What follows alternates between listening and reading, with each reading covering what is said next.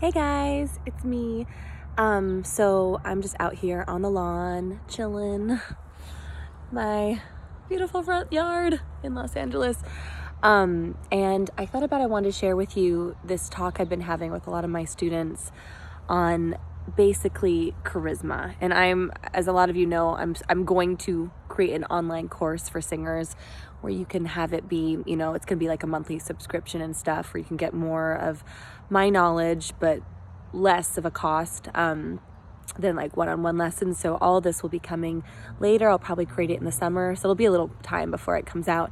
But of all the things like that I want to share with you is like this concept of like charisma. People are always talking about it like oh, like she has the it factor, or like like I want that it factor, like oh, if only I had charisma or whatever. Like I spent most of my life thinking that I didn't have it, when really I do.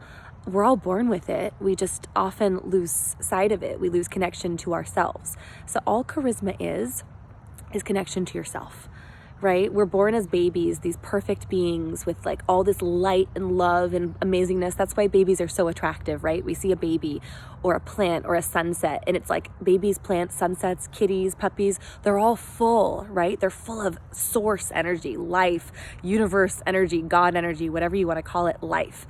We all have that, but then as we get older and older, all the junk comes, right? And we lose sight of ourselves. We put on fake masks, we pretend to be other people, all that, so that we seem cool or that we protect ourselves, right? From, probably we were bullied in school like most of us.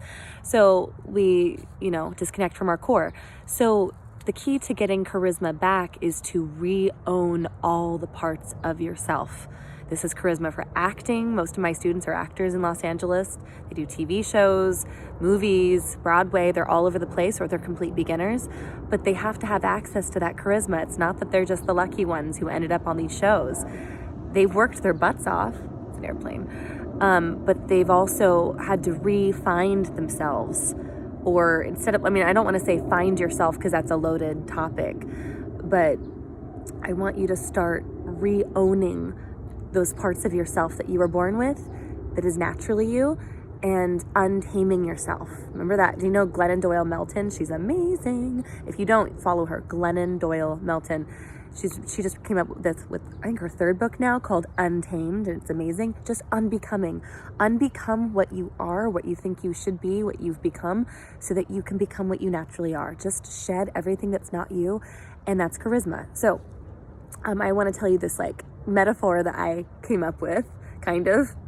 So there's this story. Do you guys know the statue of David in Rome? I think it's Rome or Florence in Italy. When I was little, I saw it with my friend Kate. And statue of David is basically this naked young man, and he's like, it's a beautiful pose, and he's this teenager with muscles, and he's just beautiful. The naked human body is beautiful. So statue of David is famous, and so I used to make fun of it. We're like, it's a naked guy. But another airplane, he is famous. He's so famous. And like Michelangelo, I think Michelangelo carved him. Whoever carved him, I think it was Michelangelo.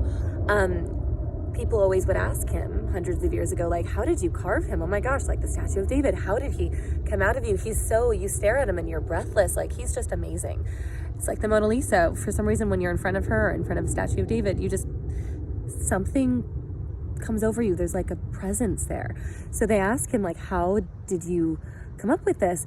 And he says, and this always is amazing, I had a slab of marble.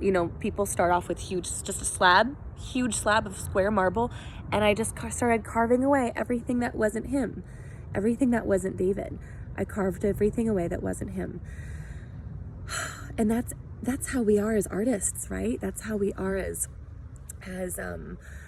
actors, as singers. That's how all my actors, that's how I have in all my years of acting as well, like found characters. You don't find a character, you just carve away everything that's not them, right? You carve everything away that's not you. How do you find your individual voice, right? You carve away everything that's not you. How do you stand out from a crowd and have the it factor and have this new voice? You carve away everything that's not you, right? That's it. And it sounds maybe simpler than it is, but really it is that simple. You just have to stop being what you're not, right? And I know a lot of you are probably used to being what you're not and having masks on I'm working on that with myself, God knows, like it's a project. But even if you're aware of all these masks you're wearing, just start journaling, right? Journaling, being in shows, but like being with your authentic self, saying no when you want to, because most of us say yes when we want to, you know, say no. We're people pleasers, right? Get to know your core. And so when you stop doing things that are out of alignment with who you are, when you become in alignment with who you are, you're going to start glowing and having this natural glow, whether you're an introvert or an extrovert. I'm a natural introvert, so I'm not mostly like, hey guys, how's it going? A lot of actors have that that personality. People think actors are always out there, but I'm not. And I know I seem goofy on camera, but that's just I kind of do that to make my students feel comfortable. Naturally, I'm not like this. I'm a lot more quiet. So like, and I think a lot, I'm just all that stuff. So like, you don't have to be all blah, but like, just, you're going to have this natural glow about you and this charisma and this connectedness that people are going to want to see. So, think about how, maybe do a journaling exercise. How am I in alignment with myself with this decision? Maybe you're making a decision. How am I not in alignment with myself right now? The more out of alignment you are, and that's the question, you're in alignment when everything feels right. When something feels wrong, even a little bit, you're out of alignment, right? Sometimes, yes, you have to do things you don't want to do. You have to go to work or whatever. You can't say, I'm out of alignment, so I'm not going to work, right? But you have to be in alignment with your life in order for you to succeed, right? So that's for today. Let me know in the comments below what you thought about that and how in alignment you feel in this very moment. And how do you feel with your own Statue of David metaphor? Do you feel like you are carving away everything that is not you so that you can become your own glorious Statue of David? So let me know, sending lots of love, and yeah, just melt into who you are. All right, take care. Bye.